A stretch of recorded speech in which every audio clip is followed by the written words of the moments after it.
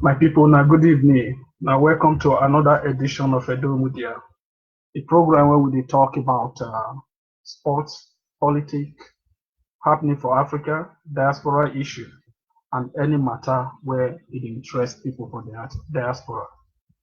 Today, we will talk about a lot of things, especially the current situation where they happen for South Africa, where we see videos, what they happen with our people where they South Africa, how South Africa, where country like Nigeria stand behind to help, can't turn against a country like our citizens where they South Africa.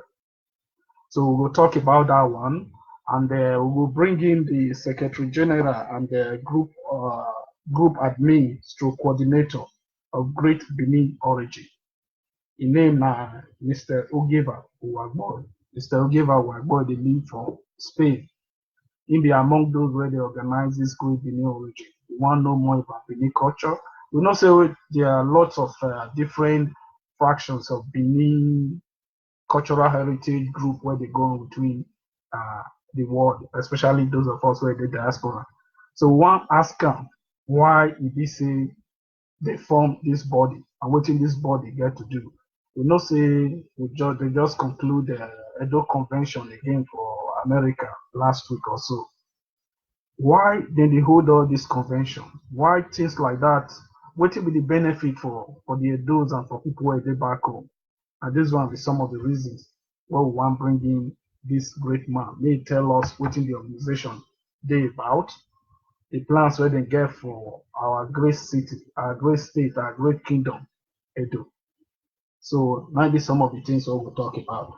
And to close on, we will talk about the European 2020 qualification where they go on now.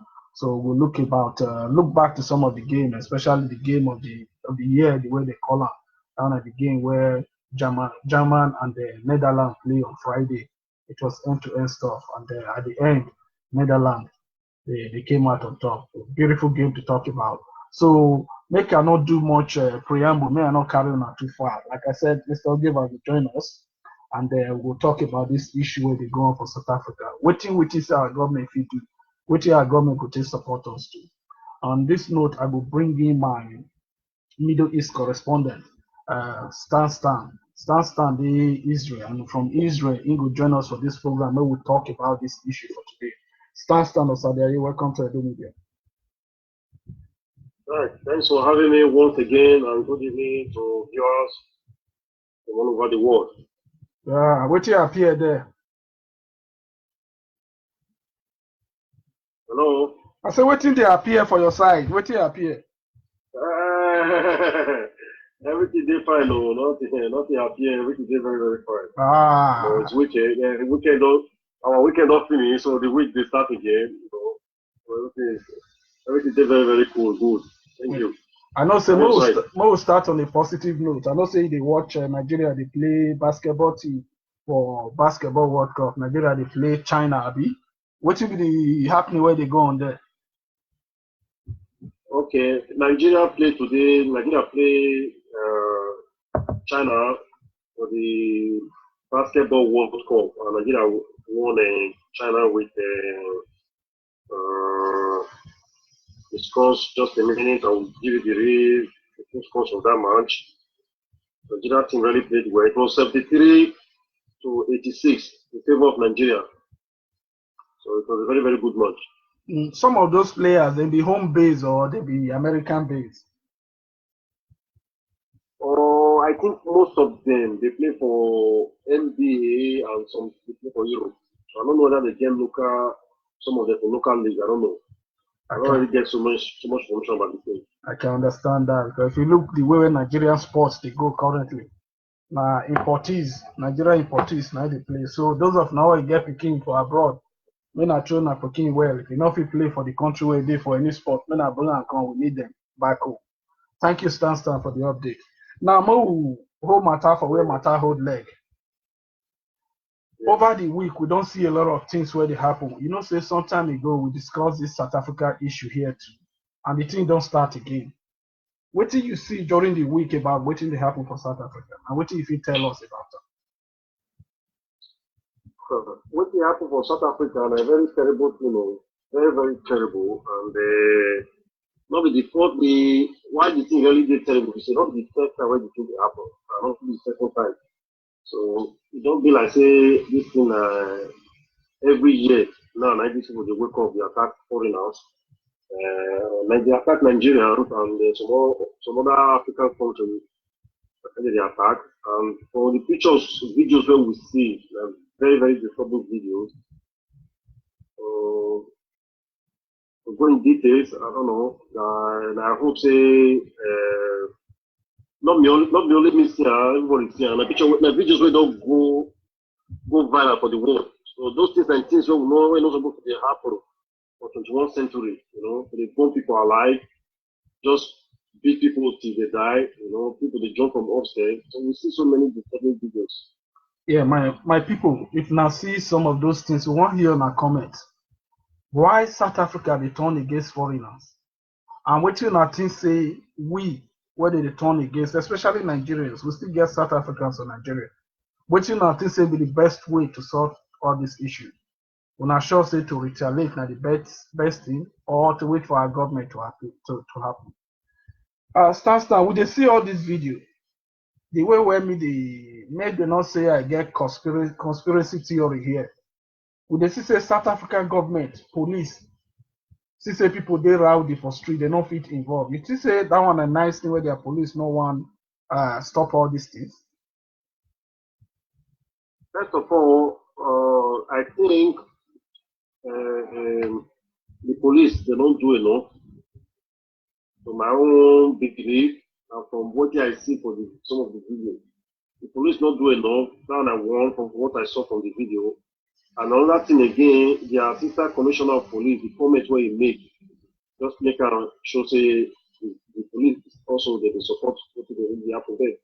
Okay. So those two things together, combine them, you understand say the police, like the reason why they not do enough, some of them support what they really go for them, which is very, very bad. Okay, I talked earlier. I said make we hold matter for where matter hold leg. Waiting, you should say they cause all these problems when they happen for South Africa today, whether they attack foreigners. What did their comment about?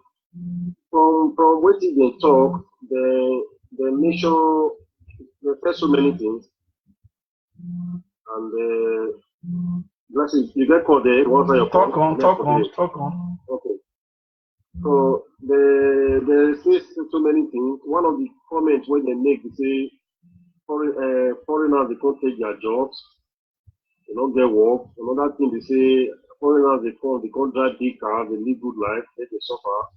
Another one again say that they can't take their women don't they follow them again. Only the foreigners they follow, especially Nigerians. So those are like the things where they talk, which those are not the others, not the really good reasons. Okay, I get caller here. If you want, hang on a minute.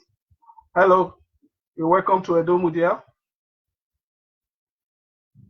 Hello, welcome to Edo Mudia.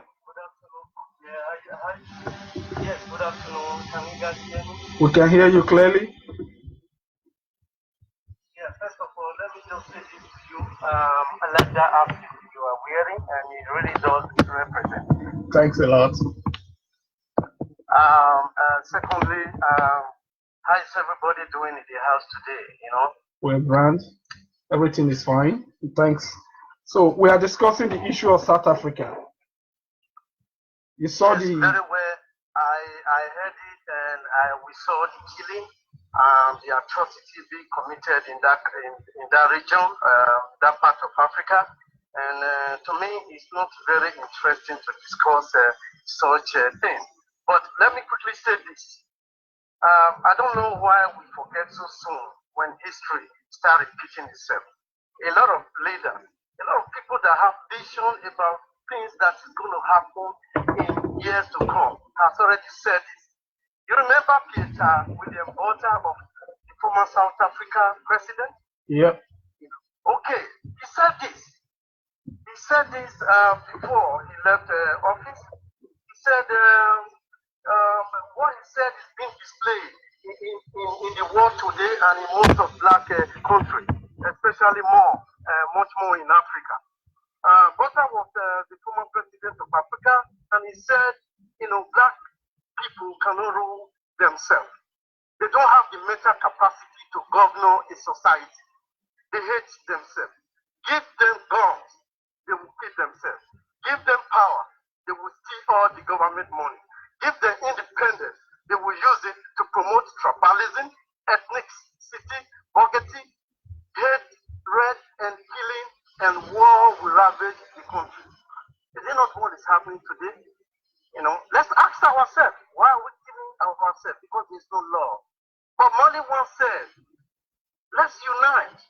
A lot of people, a lot of musicians, Fela, everybody have been saying it. Do we have the mental capacity, the capability to govern ourselves? The answer is no. So the way South Africa government, is treating this matter, I think there is more to it. Okay, let me stop you there and ask you one question. We are talking about South Africa. What do you think say our own government will do for this kind of situation? Because me, I dey civilized world, they Dublin Island. If this kind of thing they happen, I know Irish they will send plane to go they carry their citizens come back home. Even America, almost all developed countries will do that. What the Nigerian government is supposed to do for this issue now? I go to Canada first. The president of Nigeria, Buhari, is supposed to protect and serve the country. One thing is sure, to ensure that his citizens are safe. So if you find out that wherever they are not safe, and then you find a way to bring them home to a safe haven. And that's one thing. You bring them safe first, and then the second action is to hold the government, the leaders of South Africa accountable for the massive killing of your own people. Not just your own people, and the whole of African nationality, that has been victim in South Africa, the killing. That's what the government, the president of Nigeria supposed to have done. Okay. Should have done. Let me take this question to Israel. Stan. Yes, I'm with you. Did you follow the question? What's the question? I'm listening to you. What's the question? If you were listening, my brother, I would have known the question. We said, Africa, they are killing Africa. What's the government of a country like Nigeria supposed to do? Because if something like that happen in advanced country, in America, in every part of the world, their government will send people, their flights to go and bring their citizens back home. What do you think Nigerian government should do on this issue?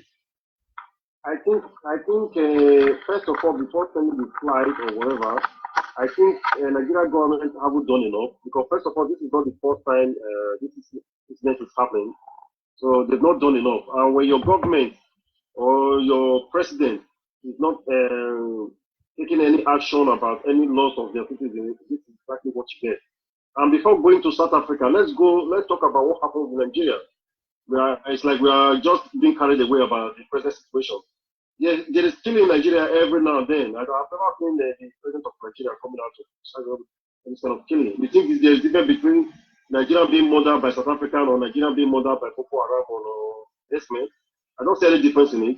One is local, one is international, it's the same. So if he doesn't condemn the killing of Nigeria right there in Nigeria, so what do you expect from him? There's no expectation for him. He has never lived up to his expectations. So let's go back to your question. I think in a normal society, I think the president of the country is supposed to stand up and protect his people for the first time. Don't wait for the second time. This is the third or fourth time already. So he waited for the first time. No action was taken. And this one gives the South African the courage and privilege to do second time. So I think in a situation like this, the government of a country is supposed to take a drastic action against that country that is involved in this kind of barbaric act. First. And the second thing is to offer the citizens a flight out of the country, which I think they already did. I think I read it in one of our posts here that FPs offer a free flight to Nigerians who want to go back home. So the question is this: are the Nigerians really willing to go back home? That's the question. Yeah, that's the question we need to ask later. Then I just lost the caller there. If you can call back, that would be nice. And one other thing there is we've seen a lot of things. You made mention of the Nigerian government not being able to protect the Nigerians back home, doing nothing to support the Nigerian citizen. We saw respect to this issue that the Nigerian Student Union president came out and said, look, he gave South Africans in Nigeria 7 days to leave. What do you see about that comment? What's your opinion about that? How do you see that? Okay, that comment is listen. When your government or when your president needs to take do his job properly, so the citizens are left with no choice. The same thing goes to the masses that went around destroying properties of South Africa. So that they are left with no choice. If the government have taken a drastic action against South African government, then the citizens will stay behind and not do anything. But if the government fails to do their job, so the citizens have no choice. I think the statement made by the student union, I think I applaud him for that. We have to stand and defend ourselves, and that's exactly. If you remember what I said in one of our broadcasts, I think probably last week, I mentioned this thing last week here in one of our broadcasts that Nigeria is the only country where somebody is being kidnapped and it is a family issue. In every other developed nation, when somebody is being kidnapped, it's a federal issue and the government takes care of it, not individual. So that's a failure on the part of the Nigerian government. So they don't care about their citizens, and this is exactly what you get when you see when the president is not, the government are not interested on the lives of his citizens, and this is what you get. I can clearly agree with you there because we'll come up to that later. The comment that was made by Comrade Adam Oshomole is supposed to be by. I just have a caller here. I'll take this caller first before going on. Right. Hello, you're welcome to Edo Mudia. Okay, thank you, Okunzuwa. That's everything from Spain. You're welcome. If you've been listening to us, we're discussing the current situation in South Africa. Yeah. Can you please tone down your volume over there because it's sort of distracting? That's what I want to see. That's what I want to see. Go on. Okay. What's your opinion about the current situation in South Africa, about the lynching of foreigners over there? It is sympathetic, however, but we need to be very, very careful in taking decisions. I heard that the student union is not mandating the South Africa in Nigeria to leave. That is not their own power. People should know their power. This kind of a situation is handled with diplomacy. All comment made now is like one of their security officers made a comment. Understand? Which the Nigeria picked up that they said over 80% of the immigrants are over an area. The immigrants contain about 80% in South Africa, so they cannot allow it. That one is now a point for Nigeria to hold them, to sue them for, which that comment is still there. So people should not aggravate this matter to start making comments. The comments you make now is that how do we redeem our people? How do we face them directly? Because there's just no way we can break all the ties. They have newly signed an economic agreement with all the West African states and all the rest. So all these are binding on them. We don't use maybe just believing that, okay, tooth for tooth. It has not come to that level. Now that the government has sent a plane and nobody is even willing to come, the government has to actually weigh many measures to ask the people living there, the people living in South Africa, Nigeria living in South Africa, what do you think the government has to do? Now Nigeria stated that they have to compensate them, but the South Africa is saying they cannot compensate anybody that they have not wronged Nigeria. Then Nigeria now come back home, get the report from the envoy sent to them, and know what Nigeria will also do to them. They will pay them deeply. I think you are getting me. Yeah, go on, go on. So they should weigh those actions first. It's not like, okay, the Nigerians, the other day, they were not rioting, they started looting. That is why I always advocate for peace. Because some illegal, some people who are very dubious, they follow a situation to start doing other things. If you are protesting, protest. Not by looting other innocent properties. If it is, okay, we are revolting over the killing, revolt over the killing, and not revolting over things that are there. Those things cannot pay, both government cannot pay you, cannot pay us. You cannot pay, cannot pay South Africa, cannot also pay Nigeria. Yeah. Those that did it on their own. So that's why sometimes diplomacy is always better for a solution to be taken care of. As at the time, Nigeria, all of the South Africa, all of the West African countries, they are fighting Nigeria and they are also involved. So let all of them come together and not know the action to take against South Africa. Not we taking laws into our hands, do this, South Africa must go, this one must this. No, that has not come to that level. They should use diplomacy and know what to do to South Africa, that South Africa will feel the pinch of Nigeria. Thank you. Thanks a lot. Thanks a lot. Back to you again, Stan. We just heard from our caller there. We just heard from our caller. What do you think can be done to alleviate the current thing going on? Another caller here. Hello, you're welcome to Edo Mudia. Yes, it's me again, and I just want to add to what Mr. Osazo Ayanyo has just contributed. Go on. I think what he said is right in the sense that, you know, in every action in your country, in that kind of chaos situation, the government is supposed to have provide, you know, a sort of defense mechanism to defend those helpless people, especially those people that own the legitimate businesses in Africa. You know, they're supposed to have police force. That is where protection is concerned, to serve and to protect.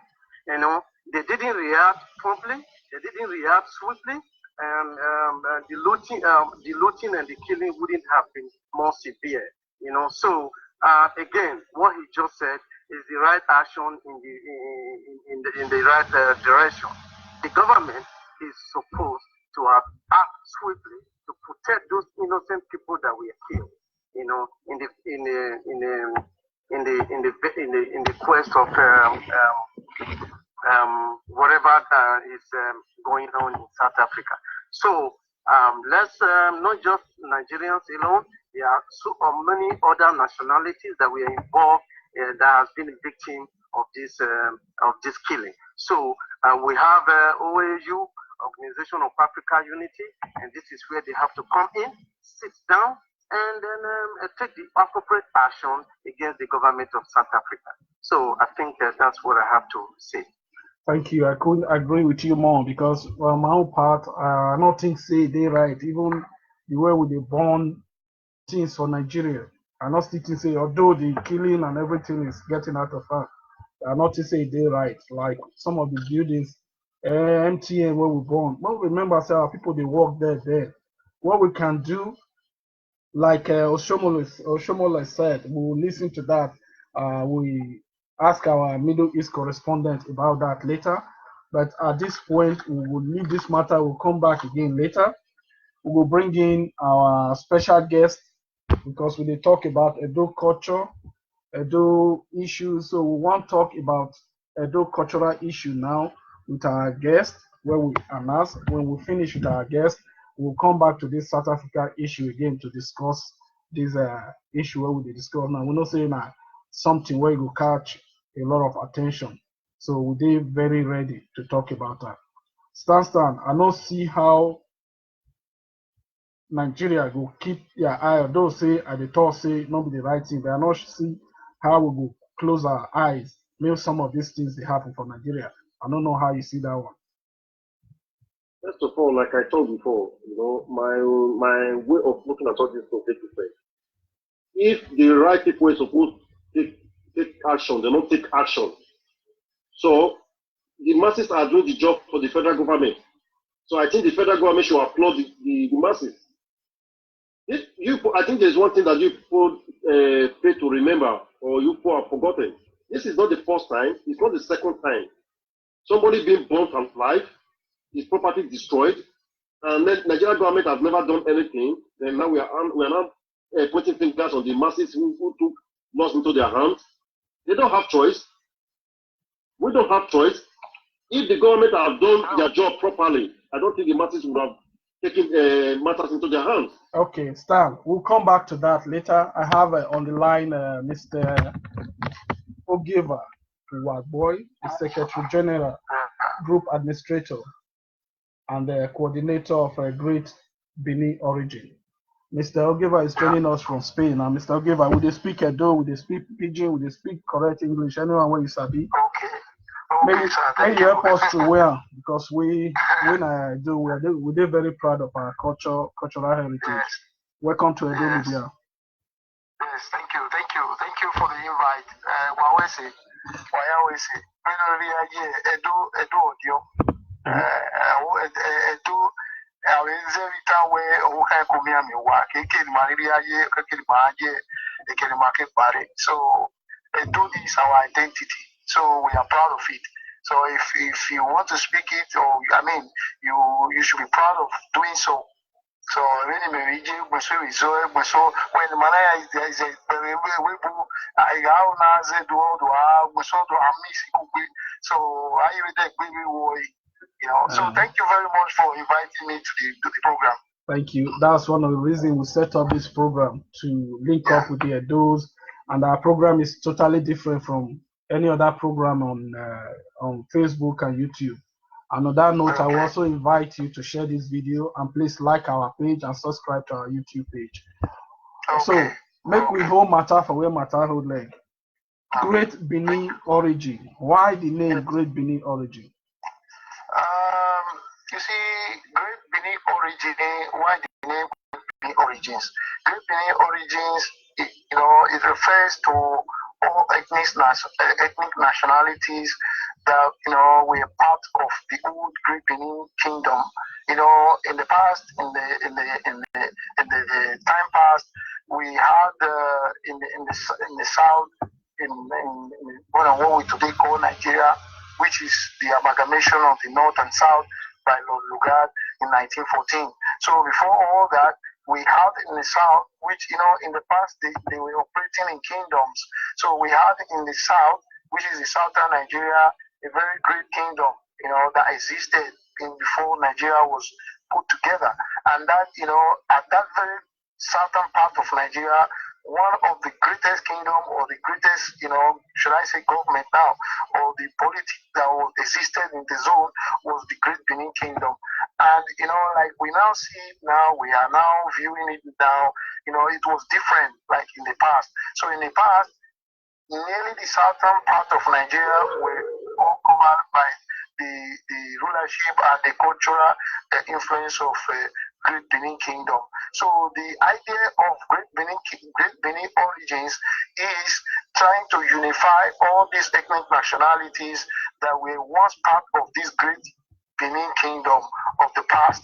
Like today, force now in Lagos, in Delta, Atondo, Ekiti, up to Rivers, up to Onitsha. In fact, you can even see now that even in recent times, you read articles, you read books, you read, scholars publishing, from the east, from the west, from the north, relating their history down to the Great Benin Kingdom, So there's a So misconception. let me ask you one question here. Yes, You made mention earlier that the Great Benin origins is affiliated to all those that were linked to Benin before and now. Can you give us some examples of those areas linked to Benin? Yes, like I've just mentioned, like in River State, we have the Ogbas. Like you see some part of what people now call the Igbos, in Onitsha. They still have acculturation from the Great Benin Kingdom, migration, the Iseluku, the people from even in part of Ogun State. You still have them, tracing their origins down, to the Great Benin Kingdom. In fact, there's a lady, let me leave that now, because there was another lady not quite long, that also made a two video and talked about their origin from Benin Kingdom. Last time, you can even read from the King of Lagos, still narrating history of Lagos and narrating how the migration and how the rulership began from from Benin. So you see, down in Lagos, when I say down in Lagos, I mean ethnic nationalities that is in part of Lagos. Even up to the Ga people of Ghana, they still tracing their history down to the Great Benin Kingdom. So today they are not structured in a kind of state, but then it wasn't like in states, So they gradually, they've been transformed, but they never and they still remember their root, which is the Great Benin Kingdom. So what is the target of Great Benin Kingdom organization is all about is just to bring this orientation, this awareness to all these ethnic nationalities that by one way or the other they are all related.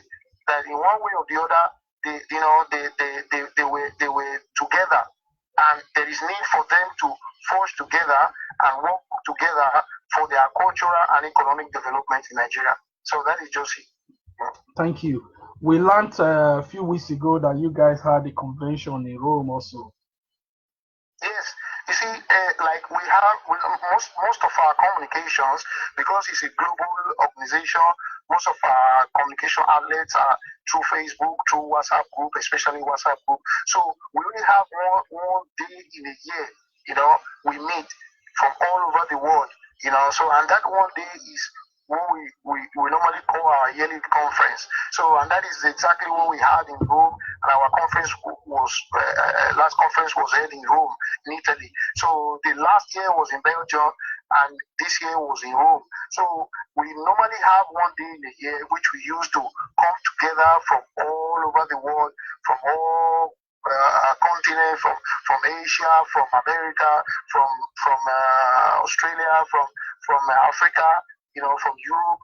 We all come together just to share together, and work on the idea, on the way forward for the organization and how we can create a more further impact in our society, for which the main reasons the organization was formed, to bring a positive impact to our well-being and our society. Okay, we know that when these meetings are held, there are big grammar being broken. Even my colleague was complaining last time that the Edo convention held in America, the president of the convention came wearing suit. I can't complain too much about that.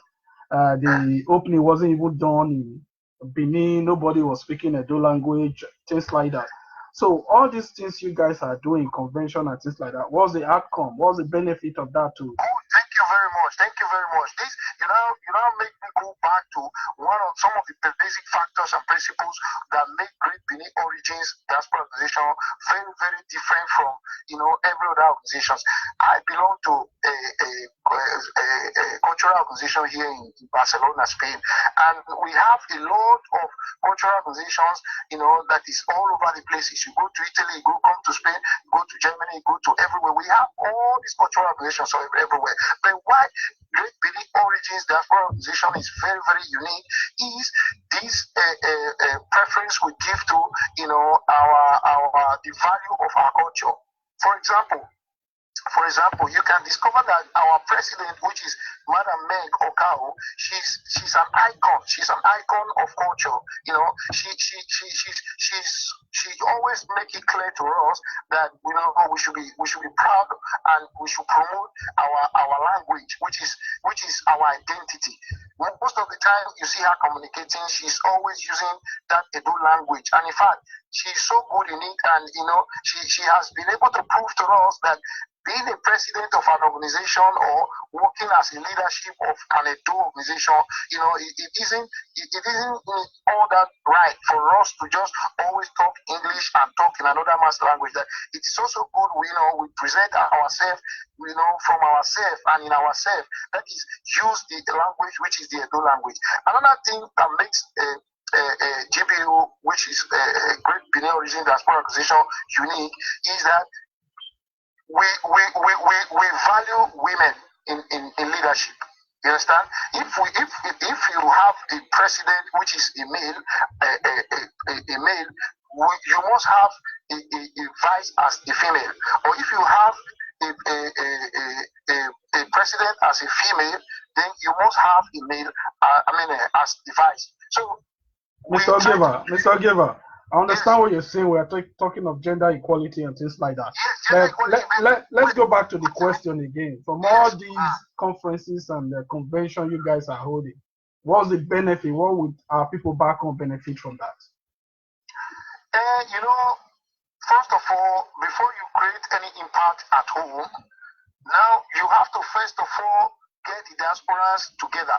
You have to first of all, coordinate them and create the importance, convince them, of the challenges and how the importance, of coming and pulling all these strengths together to create to do something positive at home. So before you create impact at home, before you do anything, you have to first of all, there must be a first coordination,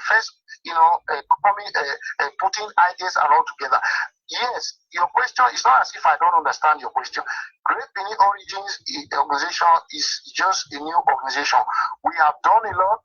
We have been able to get a secretariat where we can be able to, distribute, most of the goods and most of the items, diasporans would like to give to less privileged or opportunity people at home. You understand? So we are also trying to work on a traffic order control. Like last year, we did a traffic order control in February. So that traffic order control is we try to bring out, a campaign, bring out people to go to secondary schools and try to coordinate them, educate them, orientate them on how, they should cross the road, on how they should follow traffic signs. You understand? So, and how they should coordinate themselves so that to avoid accidents. You understand? Or untimely death of students and pupils. So that is another thing GBO have also carried out, and we intend continuing the program. You understand? That is traffic order control. And another thing, try to set a secretariat where our people in diaspora can send goods to and will be distributed to less privileged at home. That is another thing, GBO have embarked on. Then again, GBO is also embarking on another business project. Still under discussion. So when it's finished, it will be out. You get my point? So, but I'm trying to tell you that GBO is also working on a big project of bringing a kind of a company, to our society back home, where most of our people can be employed. You understand? Can be employed, and they can also make a living. So that is another way again GBO want to influence the Edo society, that is creating employment by means of setting up the establishment, to employ people for work. So, and again, GBO is also embarking on a farming project where they can also, get into the agriculture and maximize it to also create employment and also refine most of our waste products. You understand? Like those mangoes, those oranges that are being wasted. GBO is also working on some project, to recycle those products and make it useful for the society. So that is another thing. Then again, GBO is also working on again the dustbin. You understand? So because when you get to our society, you see everywhere, though they have this sanitation, but it's not enough. So a lot of people still need that education, how they need to be clean, how they need to keep their society clean. You understand? So, but GBO is also planning on another investment program, to assist the society. You understand? On bin recycling. You understand? So that is another project GBO is also working on. GBO has a lot of projects at times they want to use to influence the society, but gradually we are working on them. Okay. To throw another line of question, I know my colleague Stan is on the line. He might also have a question for you. Just one from me here. We know there are lots of Edo organizations all over the world. Will it not be easier if you guys come together under one umbrella to do all this work you are suggesting? Yes, that is the reason. That is the reason. The idea of GBO. You understand? The GBO is not just like an organization like sociocultural organization like every other organization. No, GBO is a head organization. The idea of GBO is a Great Benin Origins Diaspora Organization is a head organization. You discover that 90% or 95% of people in GBO, some of them are president of organizations. Like, you have Madam Megokao, you have Dr. Charles Omorodio, you have our brother Mr. Victor Sazua, you have our brother Loki Arawa, you have our beautiful lady who's our cultural ambassador, who is Madam Michael Kulao, and a host other of the. In fact, you have Professor Alex Ibneweka, the creationist and evolutionist of Bosa language, who based in California. We have our brother there who is Nosahai Dubo. If you are very close to Facebook, you will know him.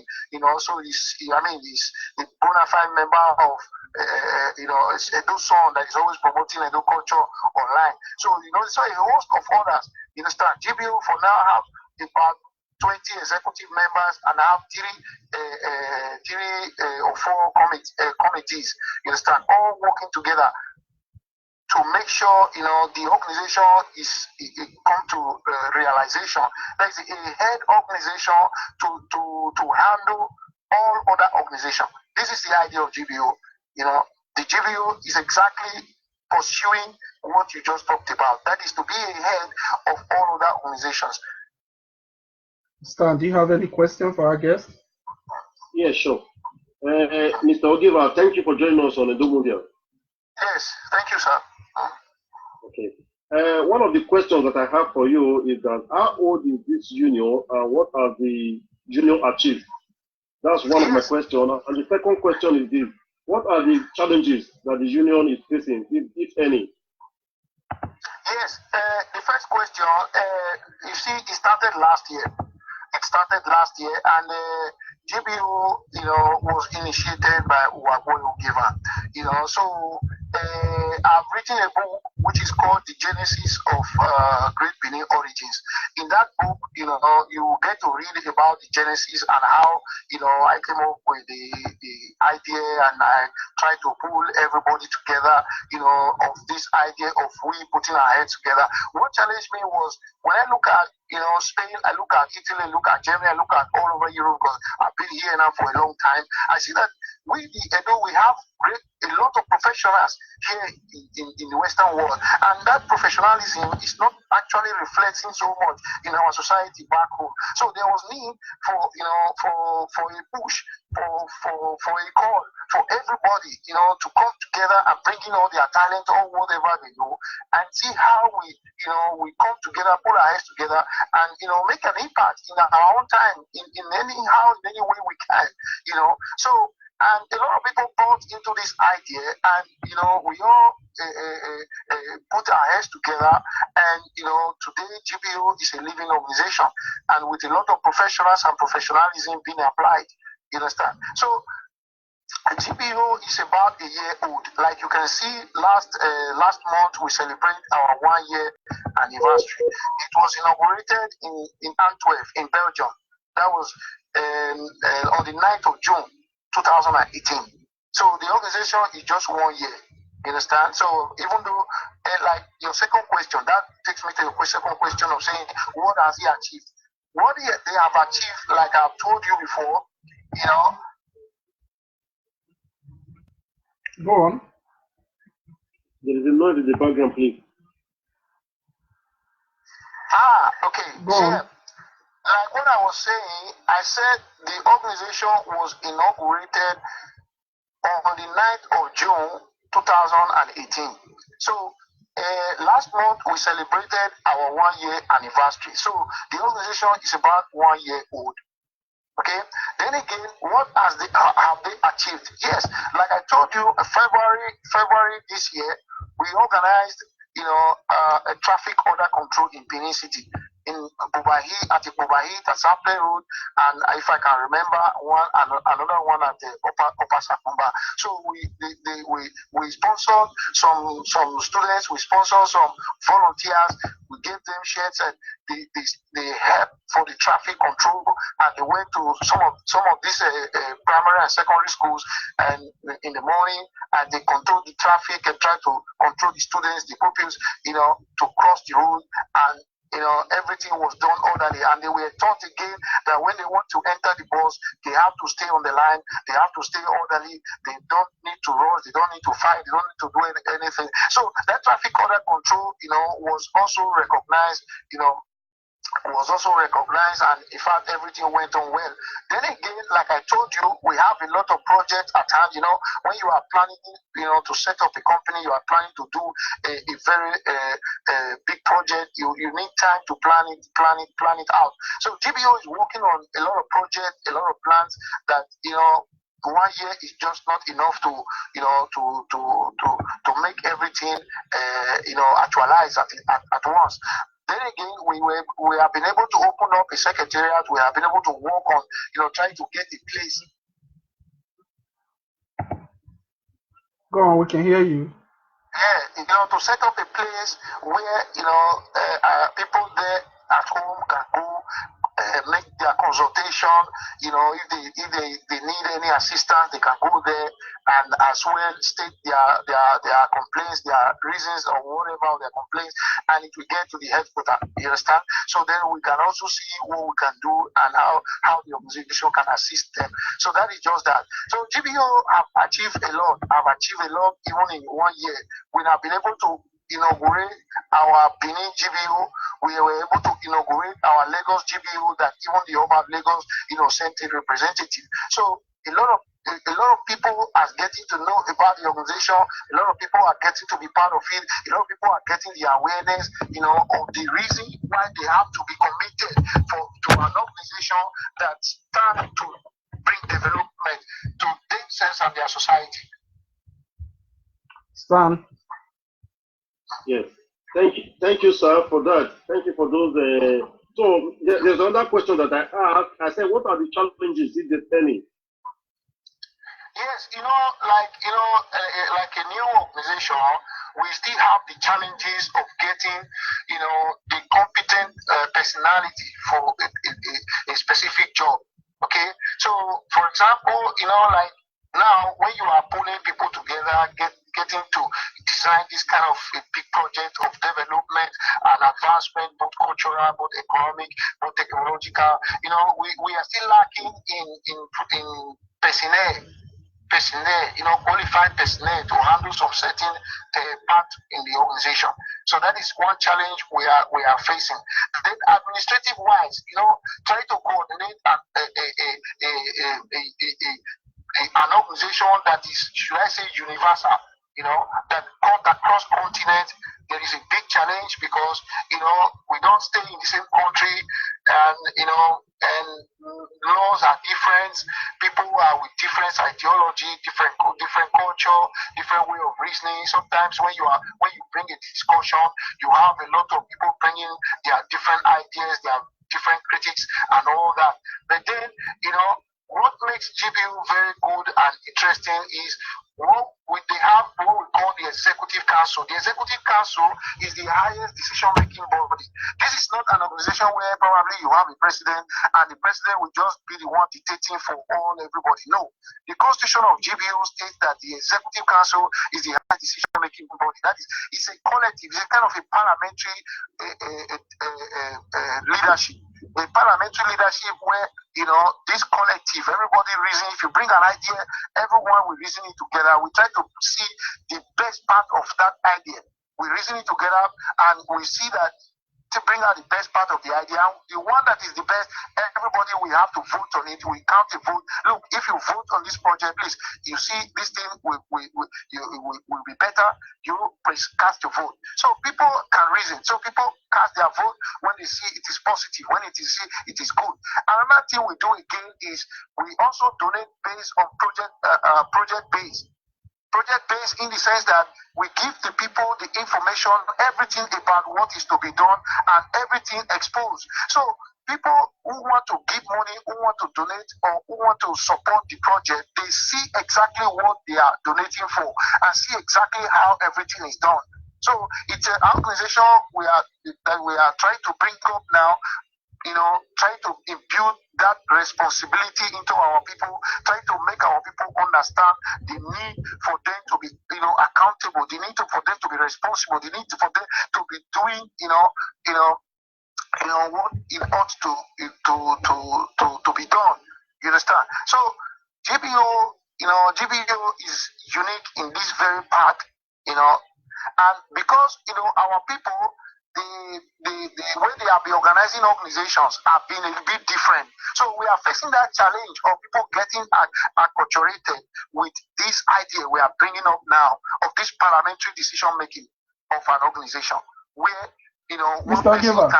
Ogieva, can I hang you on for a minute to put you on the other line? Okay. Just give me 2 minutes to put you on the other line. Stan. Yes. Back to you. From the discussion so far, what do you understand its Benin origin?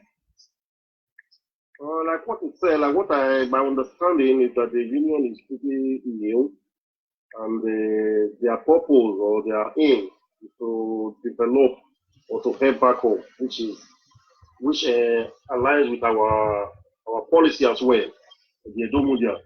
So we'll wait for him, let him give us some more updates. Like I asked if there are some challenges, and he equally said there are some challenges because of the members from various continents and countries.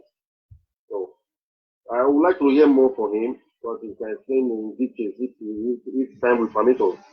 But so far, I think everything he said is very positive. Yeah, my question, what I was trying to find out from him is why they are scattered organization. There's one here, there's one. Can all this body not just come together under one umbrella like the Great Benin origin? Because if you look at this organization, they are saying that it's made up of fractions of a lot of affiliated groups that is linked to Edo people. So can we not just have like one great body that everybody is together? That's because a lot of people has been calling.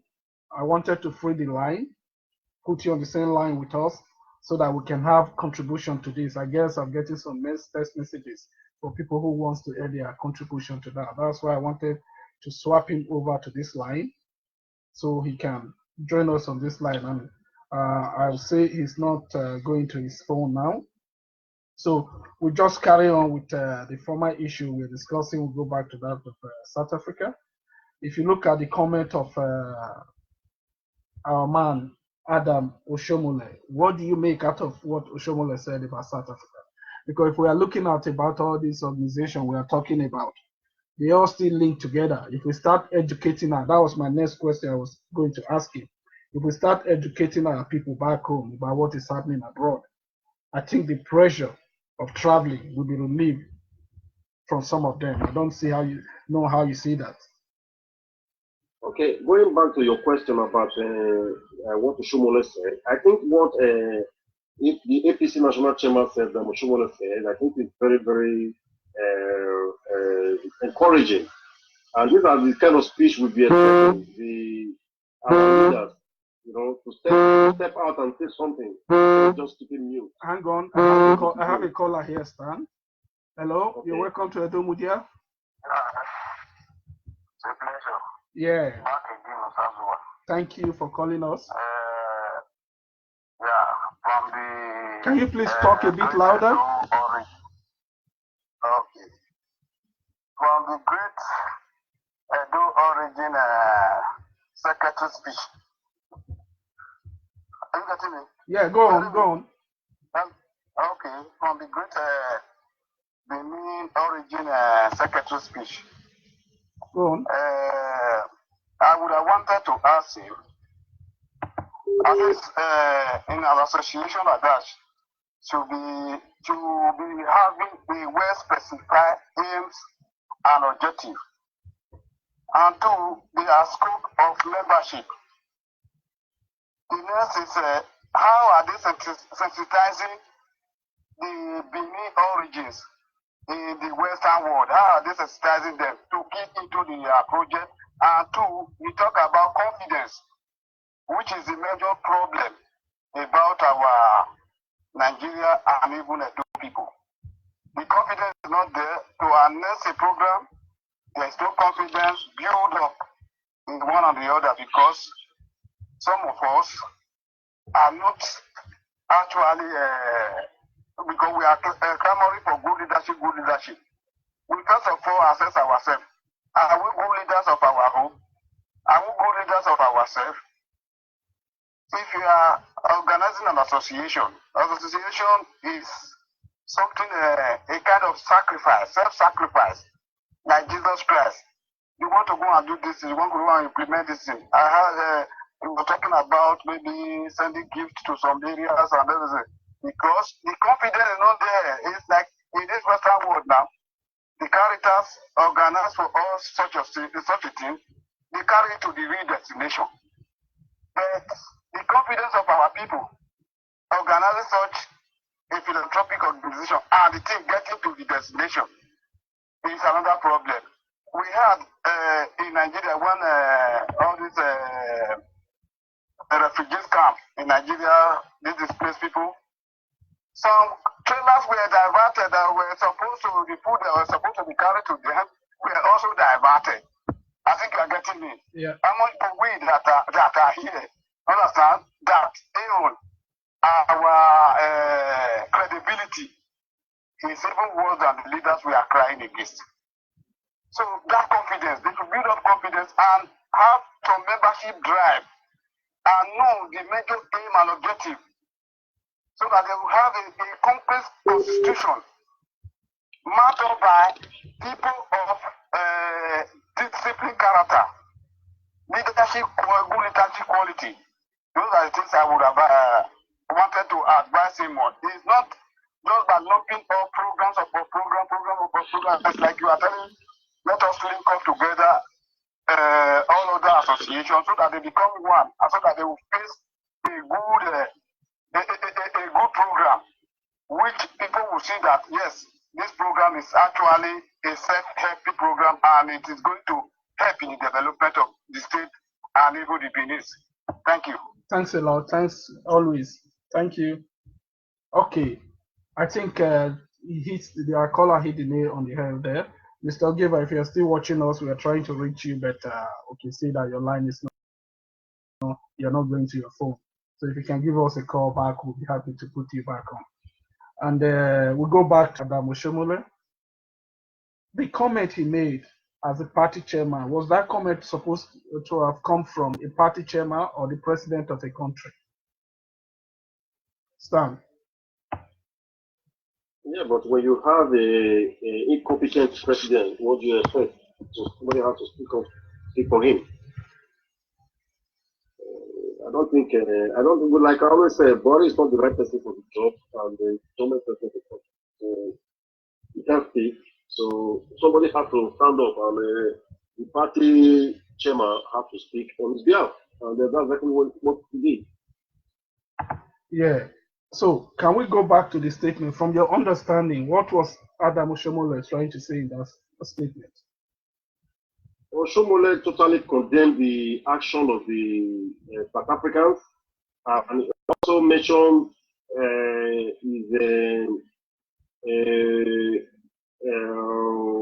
how will I put it, that he suspect the South African government involving in it because of the comment that was made by the Assistant Commissioner of Police also. So, and he also said that you understand the reaction of the Nigerians, but we shouldn't take laws into our hands because doing that means that we are not just suffering from South Africa, also suffering back home because most of those businesses, Nigerians are working in all those businesses and people will lose their jobs and stuff like that. So I understand everything that he said, and I think I totally agree with that. But the question is this: if you don't want the Nigerians to take to their hand, I think the Nigerian government should stand up and defend its citizens, which they've not been doing. And because this is not the first time, this is probably the fourth time now that this thing has happened.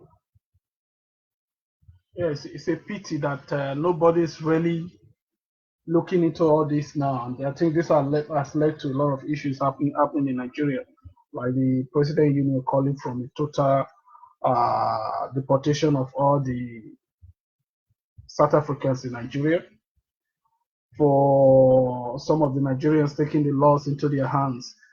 I think this is because of what is happening in South Africa today, because the government of South Africa, they are turning a blind eye into what is happening, which is not supposed to be so. We also know that some buildings in Nigeria, some South African infrastructures were destroyed, like the NTN, which, to my own opinion, is the way I think it's not the right way to go, because this organization provide job for a lot of Nigerians. And moreover, this thing is because the government themselves, they are not interested in the welfare of the people. That's why the people took the law into their hand. Should we continue to let this thing happen in Nigeria? We saw the other day that this man, Nnamdi Kanu, is using a systematic way to organize something in Nigeria. Ojukwu started this Biafra movement. He didn't succeed. Years later, more than almost 50 years later, we see what is happening now. Nnamdi Kanu is coming up in a systematic way, and people are adhering to his cry. What I'm really driving at here is Showore came out the other day calling for war, calling for revolution. Is that the right way to go? There are ways you can make your points heard by using peace. 2-3 months ago, nobody would have thought that any of our politicians coming to Europe would be touched. Nobody would have thought any of them would be bold enough to stop them and attack them. But what happened to Ekweremadu in Nuremberg in Germany is a situation that is telling us now that we don't need to be taking the laws into our hands or using aggressive way to solve our own issues. That if we are peaceful enough, we will get there. We'll get the satisfaction and the decision that we really want. So those are some of my points. I don't know how you see what I'm saying, Stan. Yeah, I understand what you're saying, but I don't agree to everything you said. First of all, you have to understand that Nigeria as a nation, or the rulers in Nigeria, the government, these are government that doesn't really care about the citizens. They don't give a damn about them. They don't care. So, when you're dealing with people, before people taking laws into their hands, what has the Nigerian government done? And you don't have to look at what happened aftermath. Look at what happened in the beginning. If Nigerian government has stepped out and condemned and taking action about South Africa, what they did a year ago, 2 years ago, 3 years ago, I don't think the Nigerian citizen will step out and start destroying properties. So, it's the failure of the Nigerian government that led to the citizen going out and take laws into their hands. So I can't blame the citizen. No, the person to be blamed is the Nigerian government. We are talking about, like what I said earlier on, we are talking about South Africa. What South Africans are doing to Nigerians is exactly what the Fulani herdsmen are doing to Nigeria, in Nigeria as well. It's exactly the same. What's the difference? The difference is that one is being done outside the country and one is done inside the country. What has the Nigerian government done about the herdsmen killing? Has Nigerian government declared the herdsmen a terror group? No. So you understand that the whole system is not working. The system is not working. Nigerians have to defend themselves. If a Nigerian man is being kidnapped today, it's a family issue. It's not a government issue. It's only in Nigeria whereby a citizen is being kidnapped and the government just sit aside and watch. So you cannot blame the citizen for taking laws into their hands. No, I can't blame them. We don't have a government because the government is supposed to be doing their job. I understand you there. We have a caller here. Thanks for joining Edo Mudia. Hello. Okay, thanks. Yeah.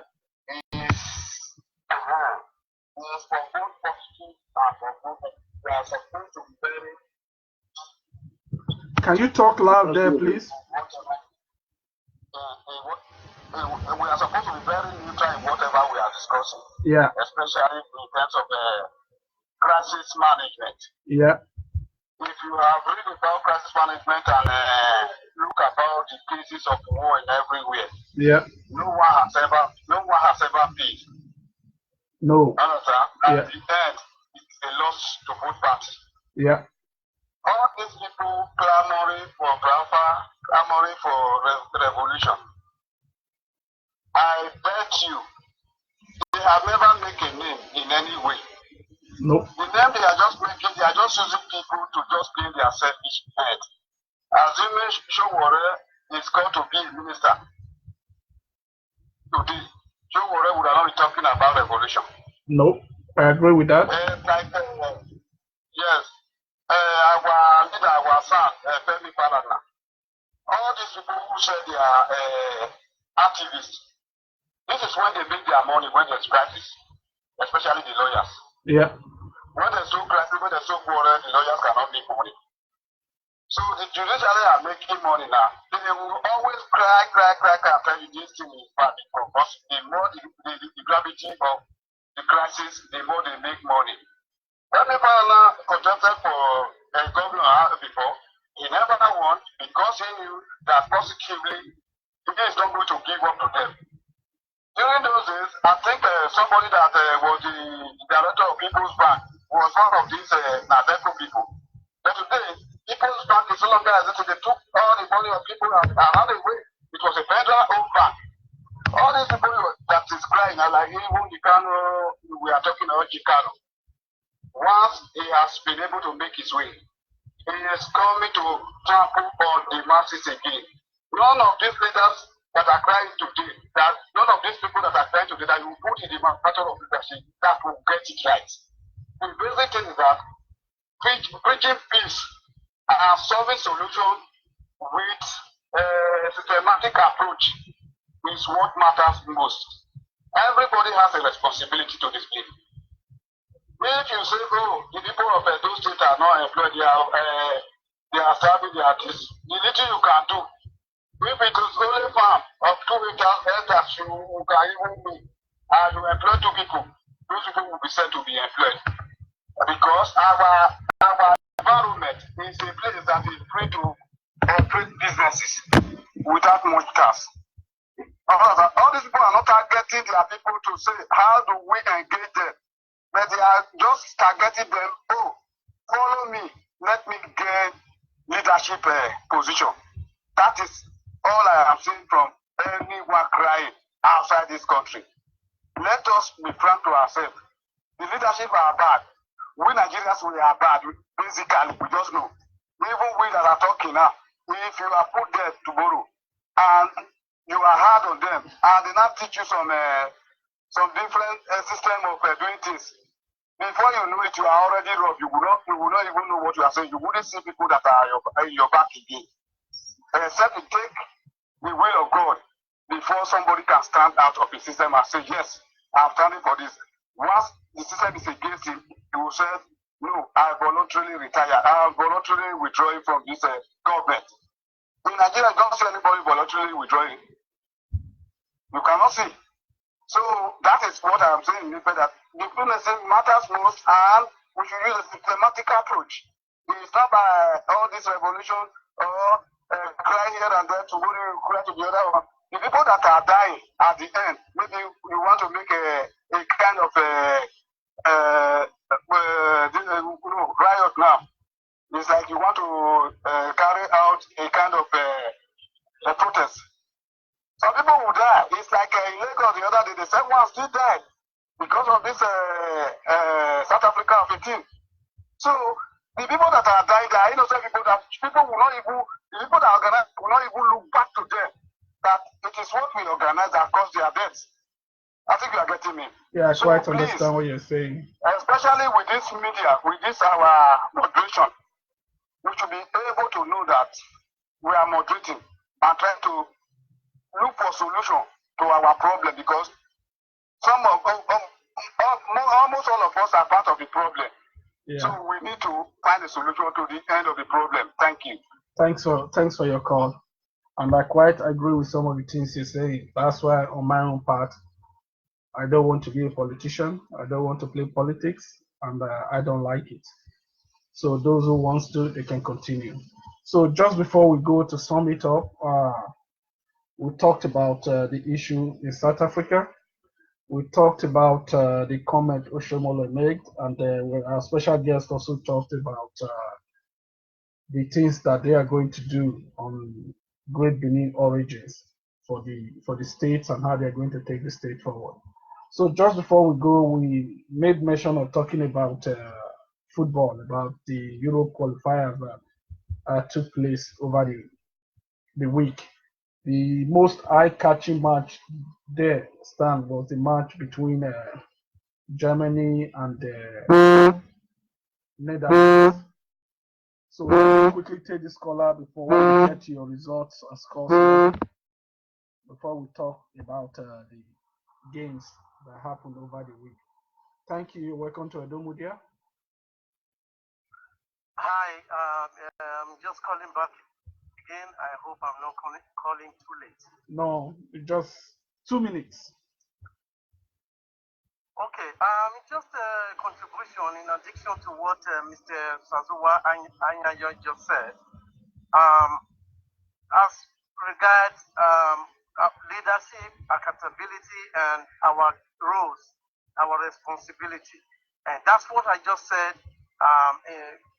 When this program just started this afternoon, do we have, this is a referral to what Bota said, do we have the capability to really govern ourselves as a black people? That's the question we have to deal with.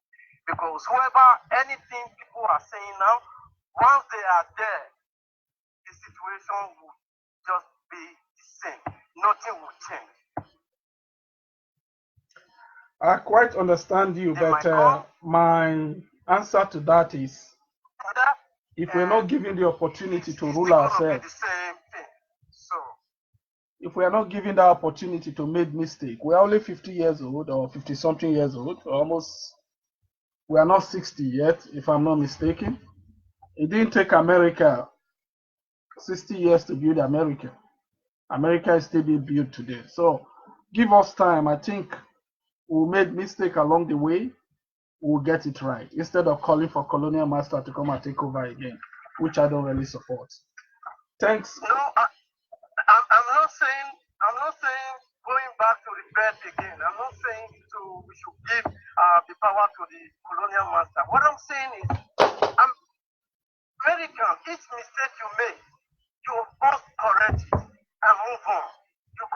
mistake, you learn from it and move on. But Nigeria has never, or the half African country has never learned from that mistake. They continue to dwell in that mistake. They continue to do the same mistake all over and over again. And the Bible says, can we stay in sin for grace to abide? No. We must learn as a developing country, and then we move on. That's the thing. And again, just what the Edo people they are doing regarding for Edo to Mudia. I think taking over traffic. They should go back to the table again and think about it. I don't think it's a good idea for an individual or organization to take over the traffic regulation or whatever happening in the state. That should be left alone for the state government to do. And that is think that in the near future, there's going to be a problem. So there are things that organizations are supposed to be embarked on, not something like traffic. So as per the wrestling that they have on the table regarding helping Edo State to Mudia, I pass about that. But for the traffic, they should leave that for the Edo State government to embark on. That's my contribution. Thanks, Mr. Okana. I'll just chip in on that if you are listening, or if you are still listening to us, a caller. I think what Mr. Ogieva said was that they are teaching people how to cross the road, how to obey the traffic sign and things like that, which I think is a good idea. Educating our people on anything is good because education, you empower people, you emancipate people from one place to the other. So they are doing something. The other organization too should also join to contribute to the development of the states. Please, if you are watching, help us share this video. Go to our YouTube page and like our page. And subscribe to our pages too so that you can always get information from us when we are online and we are live. Subscribing to any page doesn't mean you need to pay. Just press the subscribe button. That's when we are online, it sort of give you that alert that we're there for you to listen to us. If you listen to the program today, you can see what we discuss are really issues that everyone will benefit from, not issue of agonizing or antagonizing people. So please help us share the video for the few minutes we have. And remember, we are back on air again next week, the same time, same station, Facebook. We're always here. Just log into Edo Mudia and you can get us there. Now we're going to talk about football for the next 5 minutes before we go off air. Stan, what can you tell us about the game between Germany and Netherlands on Friday? Oh, that was a great match. That was a great match. That was a great match, and I think it's the match of the one of the best matches so far in the qualifiers of the 2020 European Cup. So we saw with you. Go on. We saw the Netherlands coming from a 1 goal down and winning the game. 4 goals to 2 or so. I don't know. I don't have the result here with me. It was 4 goals to 2-4. Germany were home. It was 2-4. Germany 2, Netherlands 4. Right. So if I remember the game Germany played with a very young team. I think their problem lies in the central defense, which led to a discussion this afternoon as I was listening to Sky Sports Germany. The commentators, the sports pundit over there, they are saying the national team coach made a great mistake, leaving out 3 great players. Even if they are not playing, they are supposed to be on the bench. If he has explained to Matt Hummels, Jerome Boateng, and Thomas Müller that, look, I'll bring you guys in. I'm not playing you guys.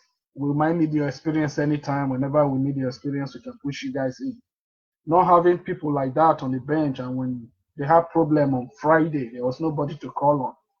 The young Jonathan Tah, the player central defense, was the architect of 2 of the goals, I can say. And the other central defender, Nicolas Sule, was also the other one that was responsible for the third goal. So you can see playing an inexperienced team against, I'm not saying the Netherlands, they were more experienced, no, but they have experienced key holding players in the position. If you look at this guy that used to play for Manchester United, Danny Blind, he was slotted into the team. His experience there. You look at Van Dijk. I'm not saying Van Dijk is too old or so, but having a player that has played up to that top level of Champions League 2 years in a row, it helps too. And playing in the Premiership. Having Ryan Babel is 32, but the experience of these guys, even if they are not playing, they come into camp, the way they will behave themselves. The young players who has been watching them play for years will say, oh, like when David Alaba started playing for Bayern Munich. He said watching a player like Ribery playing with him sort of inspired him. So I think that was what was lacking with the German team. They lacked that experience for a young player, for a young team that would have said, okay, we are looking up to people. Even looking at strong player in the training helps a lot.